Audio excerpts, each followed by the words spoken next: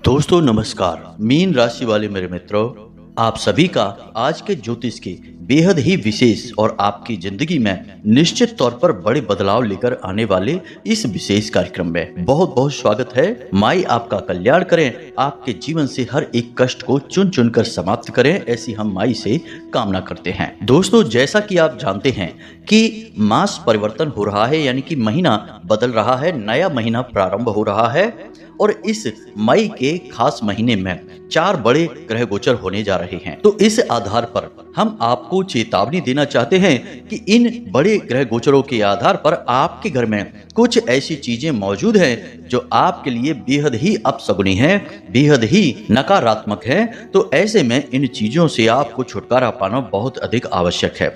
आपने यदि समय रहते इन चीजों से छुटकारा नहीं पाया, अपने घर से निकाल कर इन्हें बाहर नहीं फेंका, तो निश्चित तौर पर यह मई का महीना आपके लिए बेहद ही घातक होने जा रहा है।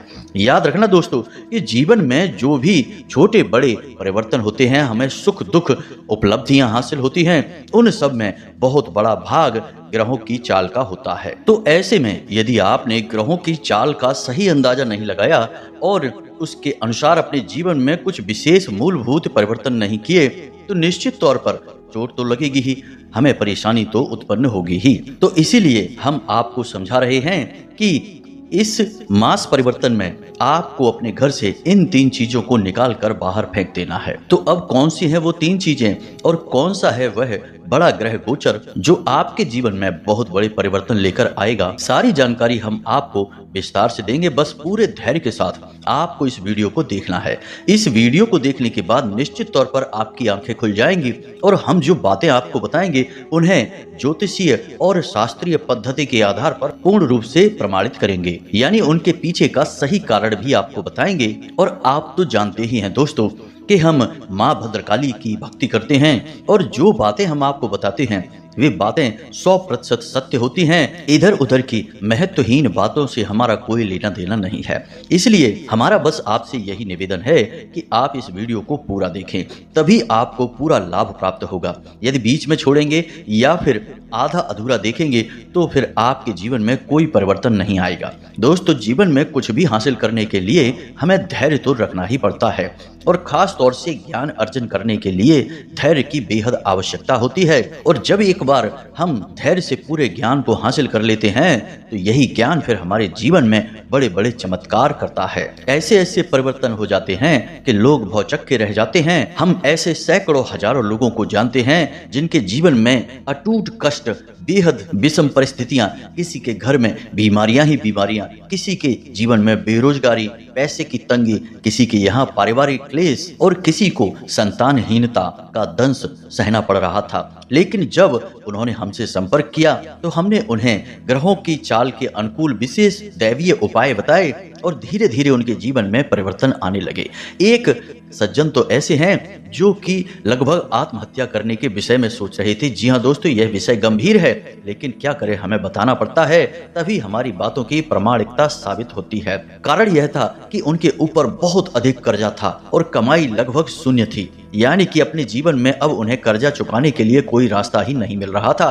तब हमने उन्हें बटकेश्वर महादेव का कर्जा निवारण उपाय बताया। उन्होंने केवल 5 सोमवार उस उपाय को किया और आज लगभग 7 से 8 महीने बीत चुके हैं। स्थिति यह है कि उनके व्यापार इतने जबरदस्त चल रहे हैं कि लाखों रुपए का हेर फेर हो रहा है और सारा कर्जा तो समाप्त हो ही गया, साथ ही साथ समाज में उनका एक वर्चस्व भी स्थापित हो गया और बड़े ही सुख और प्रेम के साथ जीवन को जी रहे हैं और आज माँ भद्रकाली की शरण में हैं और जीवन का आनंद ले रहे हैं। तो बस दोस्तों, हमारा आपसे यही कहना है कि जीवन में कुछ भी हासिल करना है, सबसे बड़ा और सबसे प्रामाणिक रास्ता ज्ञान का है, भक्ति का है और समर्पण का है। तो बस वीडियो पूरा देखिए, आपको बहुमूल्य ज्ञान का खजाना प्राप्त होने जा रहा है। हमने बहुत मेहनत से इसे आपके लिए तैयार किया है।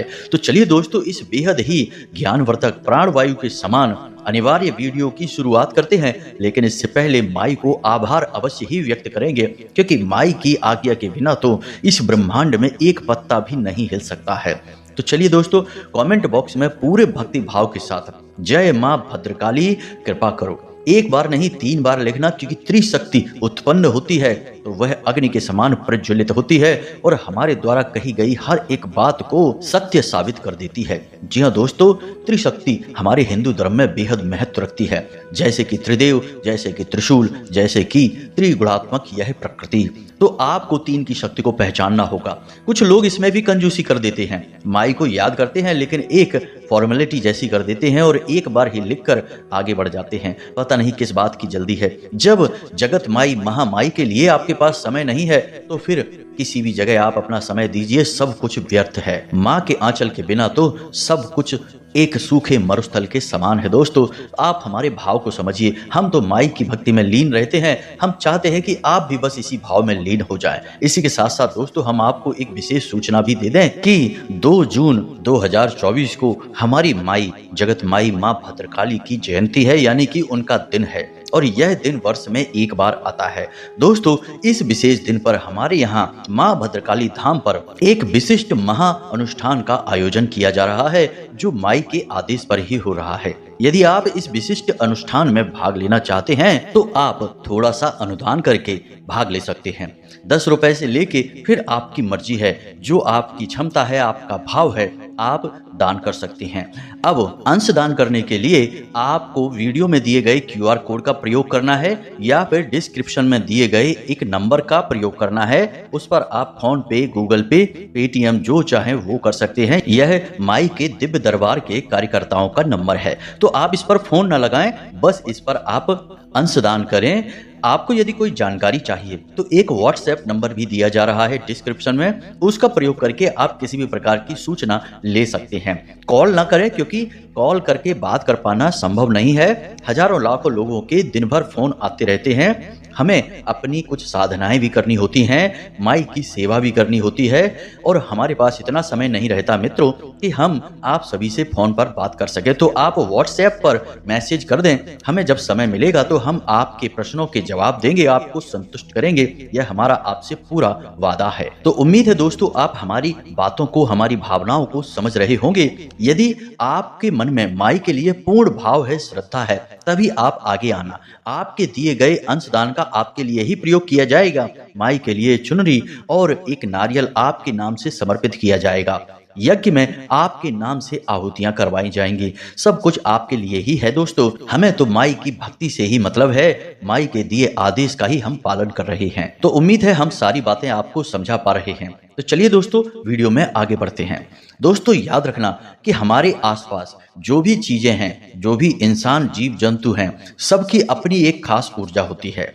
इनमें से कुछ चीजें, कुछ इंसान, कुछ लोग ऐसे होते हैं जो हमें बहुत अधिक प्रभावित करते हैं, या तो सकारात्मक तौर पर या फिर नकारात्मक तौर पर। आपने कभी कभी यह महसूस किया होगा कि कोई एक इंसान आपसे मिलता है और आपके मन में बड़ी नकारात्मक भावनाएं उठने लगती हैं और आप जल्दी से जल्दी उस इंसान से पीछा छुड़ाना चाहते हैं। फिर आप कहते हैं कि पता नहीं क्यों मुझे इस इंसान के साथ अच्छा नहीं लगा। उसकी बातें, उसका स्वभाव कुछ ऐसा था कि वह मुझे बिल्कुल ठीक नहीं लगा। अब उसने कोई गलत बात नहीं कही, लेकिन उसकी ऊर्जा को आपने महसूस किया और आप उसकी ऊर्जा से नकारात्मक भावनाओं से भर गए, इसलिए आपने उससे पीछा छुड़ा लिया। उससे मिलकर आपको अच्छा नहीं लगा। ठीक इसका उल्टा भी होता है, यानी कभी कभी किसी एक इंसान से एक बार मिलकर ही हमारा बार बार उससे बात करने का मन करने लगता है। उससे मिलकर अपने जीवन के बारे में विचार करना, अपनी मन की बातें बताना बहुत अच्छा लगने लगता है। यह भी तब होता है जब उसके अंदर से उत्सर्जित होने वाली ऊर्जा हमारी ऊर्जा से मिल जाती है। कहने का मतलब यह है कि इस ब्रह्मांड में और इस संसार में सब कुछ ऊर्जाओं का खेल है। यदि हम अपनी ऊर्जाओं को संतुलित करना सीख जाएं, तो हमारे जीवन की लगभग 99% समस्याएं समाप्त हो जाती हैं। कई लोगों को आपने देखा होगा कि बड़े मुस्कुराते रहते हैं, हर काम में कामयाबी हासिल करते हैं, जो काम सोच लेते हैं वही काम उनका सिद्ध हो जाता है। हम कभी कभी विचार करते हैं कि यह कितना भाग्यशाली इंसान है, आज किसी कार्य को करने के बारे में बोलता है और कुछ समय बाद देखो तो उस कार्य को बड़ी ही कामयाबी से कर रहा होता है। या फिर कुछ लोग ऐसे होते हैं जो छोटे छोटे कार्यों से जीवन की शुरुआत करते हैं, जैसे कि एक चाय की टपरी खोली या फिर एक छोटी सी किराने की दुकान खोली, और कुछ सालों में कुछ ऐसा चमत्कार होता है कि उनके लाखों करोड़ों के कारोबार हो जाते हैं, यानी कि उम्मीद से बहुत अधिक। अब ऐसा इसलिए होता है दोस्तों कि या तो प्राकृतिक तौर पर उनकी ऊर्जा का सही संतुलन बना हुआ है, यानी कि वे अपनी विशिष्ट क्षमताओं को निखार पा रहे हैं और उनका प्रयोग करके जीवन में आगे बढ़ रहे हैं। इसे हम भगवान का आशीर्वाद कह सकते हैं, पुरखे पूर्वजों का उनके ऊपर हाथ है, या यूं कहें कि उनकी कृपा है उनके ऊपर। लेकिन हर इंसान ऐसा नहीं होता है। तो अब इसका मतलब यह नहीं है कि जिस इंसान के जीवन में कष्ट हैं, परेशानियां हैं, तकलीफें हैं, तो वह इंसान केवल कष्ट भोगने के लिए ही इस संसार में आया है। जी नहीं दोस्तों, भगवान ने इस संसार में हर एक के लिए विकल्प छोड़ रखे हैं। हम जो भी निर्णय लेते हैं वे हमारे भविष्य को निर्धारित करते हैं। तो यदि आज हमने मान लेते हैं कि शराब पीने का निर्णय लिया है, तो भविष्य में तो हमारी दुर्गति निश्चित हो जाती है। इसी प्रकार यदि आज हमने भोले बाबा को जल अर्पित करने का निर्णय लिया कि अब हम रोज जल अर्पित करेंगे, तो भविष्य में तो हमारे जीवन में सद्गति निश्चित है, हमारा उद्धार निश्चित है, कोई रोक ही नहीं सकता है। तो हम जो निर्णय लेंगे वे हमारे भविष्य को निर्धारित करेंगे और पूर्ण रूप से प्रभावित करेंगे। उम्मीद है दोस्तों कि हम आपको सारी बातें समझा पा रहे हैं। अब ये सारी बातें हम आपको इसलिए कह रहे हैं ताकि आप अपने मन को मजबूत कर पाएं और अब जो हम आपको बताने जा रहे हैं उन चीजों को गहराई से समझें।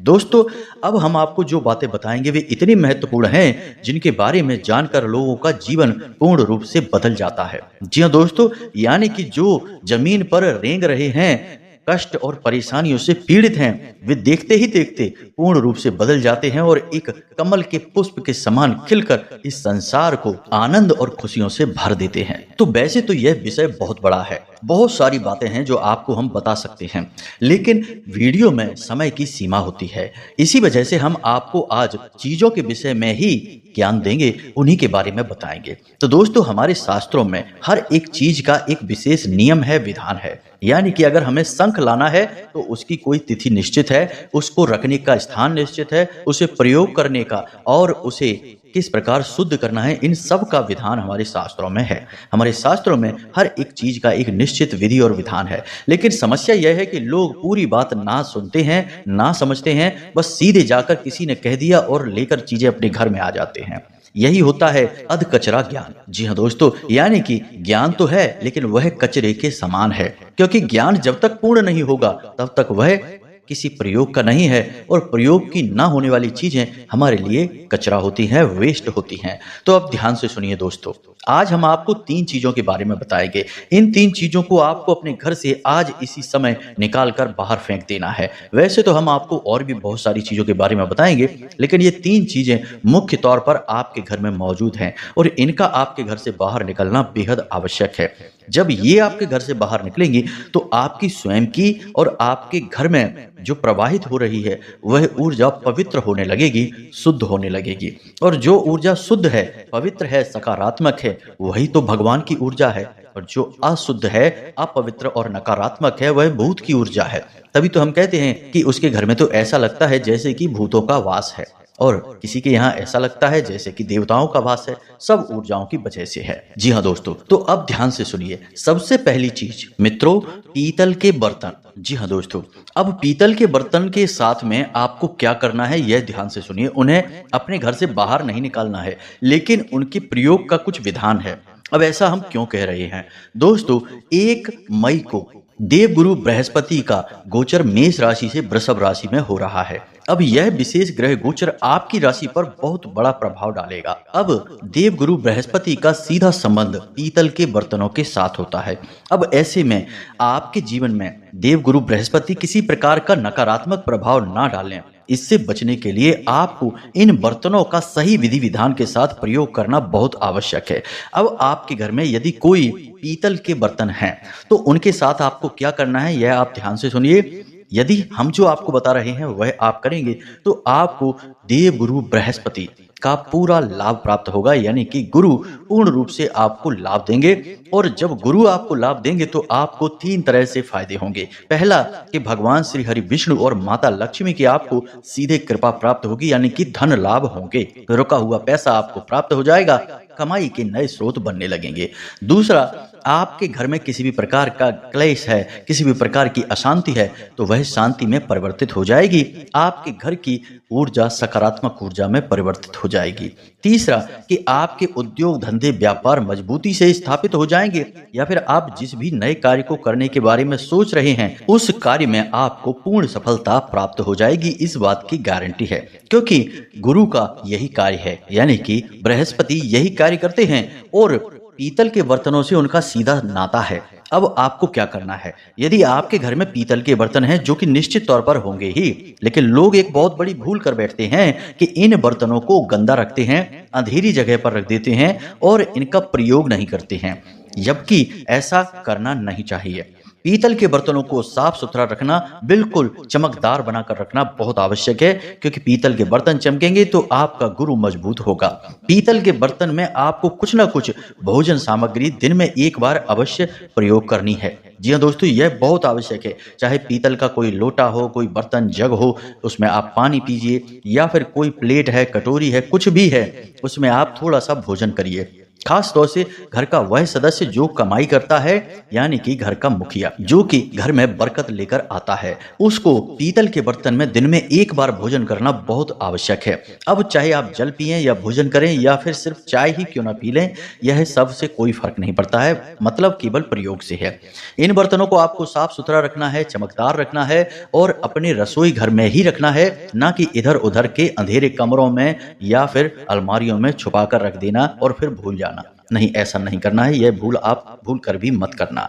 तो यह आपको पीतल के बर्तनों का विधि विधान हमने आप बताया है, और इसका सीधा नाता किस ग्रह गोचर से है यह भी हमने आपको बता दिया है। जी हाँ दोस्तों, अब हम आपको बताते हैं दूसरी चीज के बारे में। आपके घर में ताला और चाबी, जो कि हर इंसान के घर में होता है, आपके घर में भी है। अब ताले और चाबी के संबंध में बहुत सारी बातें हैं जो आपको जानना बहुत आवश्यक है। लोग अक्सर यह करते हैं कि ताले में ही चाबी लगी छोड़ देते हैं, या फिर ताला लगाकर चाबी कहीं और रखकर भूल जाते हैं, या फिर ताला रखा है और उसे लगाकर कहीं पर रख देते हैं। इन सब कार्यों से उनके जीवन में नकारात्मकता आती है। याद रखें दोस्तों कि ताले और चाबी दोनों का संबंध राहु और केतु से है, और राहु और केतु जो हैं एक क्षुद्र ग्रह हैं, यानी कि छाया ग्रह हैं। इनका अपना कोई अस्तित्व नहीं है और ना ही इनका कोई विशेष प्रभाव है। ये सहचर्य से फल देते हैं, जिस भी ग्रह के साथ जिस भी भाव में बैठेंगे उसके प्रभाव को बढ़ा देंगे। अब यदि ताला और चाबी आपके घर में इन परिस्थितियों में है, जैसा कि हमने आपसे कहा है, यानी जंग लगी चाबियां हैं और उनके ताले गायब हैं, या फिर तालों में जंग लगी पड़ी है और चाबियां उनकी गायब हैं, यानी दोनों एक साथ नहीं हैं, तो ऐसी स्थिति में आपको इन ताले और चाबियों को किसी बहते हुए जल में प्रवाहित कर देना चाहिए, या फिर किसी कुएं या फिर तालाब आदि में फेंक देना चाहिए। ऐसा करने से आपका राहु मजबूत होगा और आपको शुभ फल देना शुरू करेगा। अब यदि खराब ताला चाबी आपके घर में पड़े हैं तो आपका राहु खराब हो जाएगा। अब राहु खराब होने से आपको कई नुकसान होंगे।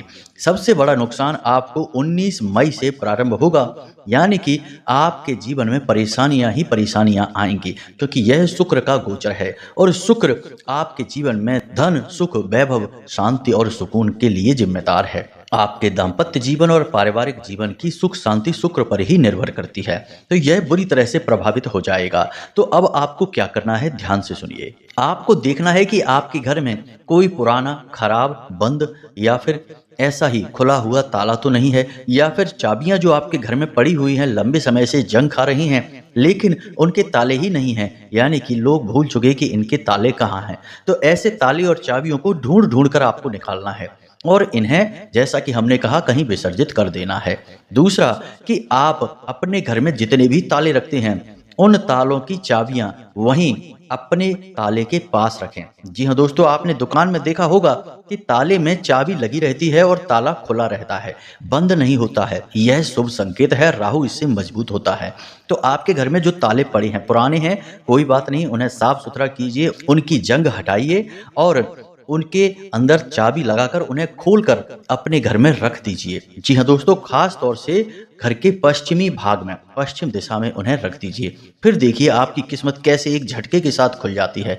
याद रखें दोस्तों, ज्योतिष शास्त्र में राहु को लेकर एक बहुत बड़ी कहावत कही जाती है कि जिसे राहु तारे उसे कोई न मारे, और जिसे राहु मारे उसे फिर कोई न तारे। यानी कि राहु यदि शुभ है तो दुनिया में कोई आपको कामयाब होने से रोक नहीं सकता है, रातों रात करोड़पति बन जाओगे। और यदि राहु अशुभ है, आपके पीछे पड़ गया, तो दुनिया की कोई ताकत आपको बचा नहीं सकती है। ऐसा मति भ्रम करेगा, ऐसा खेल और चक्रव्यूह आपके लिए रचेगा कि आप बस उलझ कर रह जाएंगे। यही होता है बहुत सारे लोगों के साथ। तो अब आप एक कार्य और कर सकते हैं।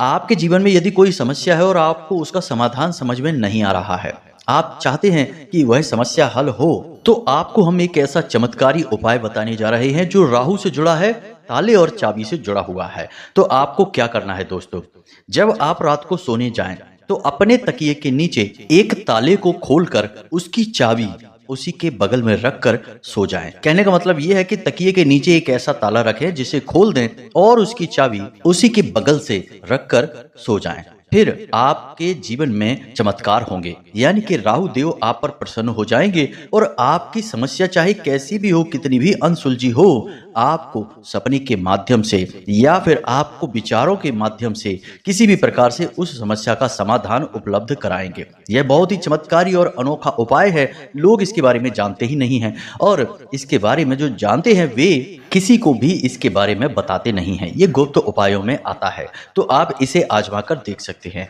अब ताले और चाबी से संबंधित हमने आपको बता दिया है क्या करना है, कैसे करना है, सारी बातों को आपने अच्छी तरह से समझ लिया है। अब तीसरी चीज जो कि बेहद आवश्यक है और इन सब से ऊपर की है, क्योंकि यह आपके घर के पूजा घर से जुड़ी हुई है। आपके पूजा घर में एक ऐसी तस्वीर है जो कि थोड़ी सी छित विच्छित हो चुकी है, खंडित हो चुकी है। जी हाँ दोस्तों, तस्वीरों के मामले में हम खंडित होने को समझ ही नहीं पाते हैं।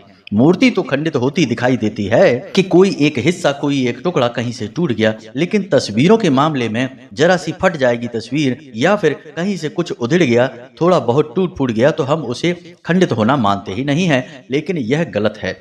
आपके मंदिर में, पूजा घर में एक ऐसी तस्वीर है भगवान की जो कि खंडित है।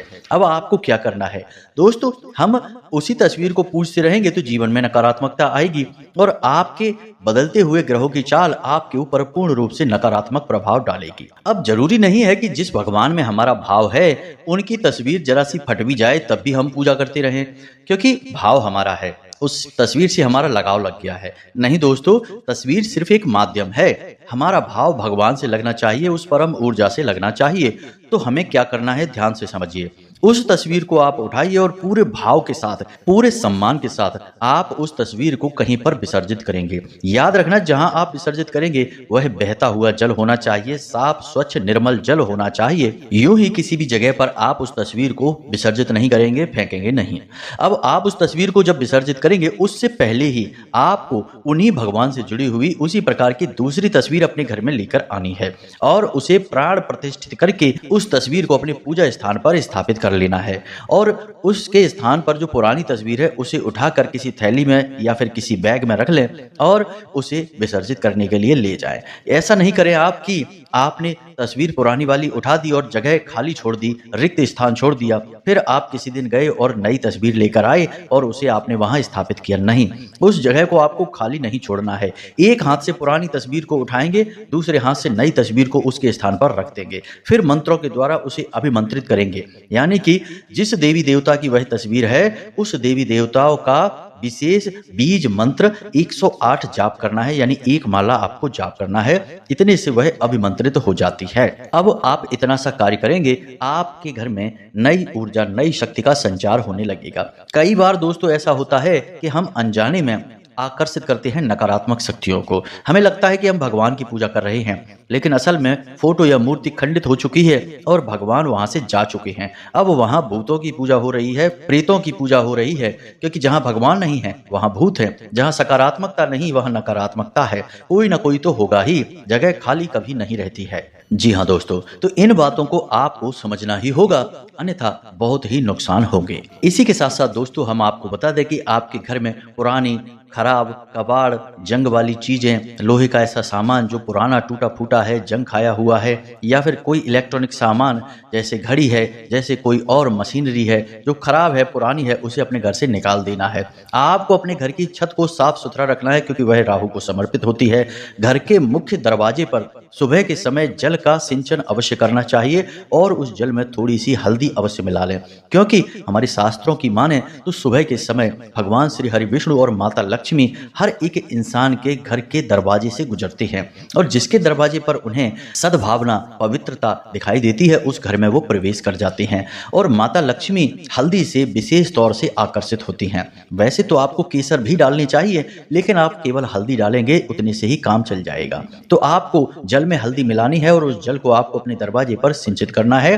फिर गाय के घी का एक दीपक जलाना है। अब ऐसा आपको कब करना है? सूर्योदय के 10 मिनट के अंदर अंदर आपको यह कार्य करना है। बहुत अधिक देर से नहीं करना है और सूर्योदय से पहले भी यह कार्य आपको नहीं करना है, क्योंकि दोस्तों जब सूर्योदय होगा तभी देवी देवताओं का विचरण प्रारंभ होता है। उससे पहले माया सोई रहती है, ब्रह्म की ऊर्जा भी शांत होती है, विचरण अवस्था में नहीं होती है। तो उम्मीद है दोस्तों कि हमने जो बातें आपको बताई हैं वे आपको अच्छी तरह से समझ में आ गई होंगी। अब इन बातों का आप प्रयोग करिए, फिर इनके आपको जो लाभ प्राप्त होते हैं आप हमें कमेंट करके बताइए। यदि आपके कोई प्रश्न है, यदि आपके मन में कोई विचार हैं, तो आप कमेंट करके हमसे अपने प्रश्न पूछ सकते हैं। हमने डिस्क्रिप्शन में एक व्हाट्सएप नंबर भी दिया है जो माँ भद्रकाली के धाम से जुड़ा हुआ है। आप इस नंबर पर संपर्क करें, केवल व्हाट्सएप करें, फोन ना करें। संपर्क करके आप अपनी समस्या, अपनी तकलीफ या जो आपके मन में प्रश्न है वह व्हाट्सएप पर पूछ सकते हैं। जब हमें समय मिलेगा तो हम आपकी समस्या का समाधान करने की प्रयास करेंगे, आपके व्हाट्सएप मैसेज का जवाब देंगे। तो दोस्तों इसी के साथ साथ कमेंट बॉक्स में पूरे भक्ति भाव के साथ जय मां भद्रकाली कृपा करो एक बार नहीं 3 बार लिखना। माई को याद करना बेहद आवश्यक है। यदि हमारी जानकारी आपको अच्छी लगी तो वीडियो को लाइक अवश्य करें और चैनल को सब्सक्राइब किए बिना नहीं जाना दोस्तों, यदि आप पहली बार इस चैनल पर आए हैं। मिलते हैं अगले ज्ञानवर्धक वीडियो में, तब तक के लिए धन्यवाद। जय माता की। माई सबका कल्याण करें।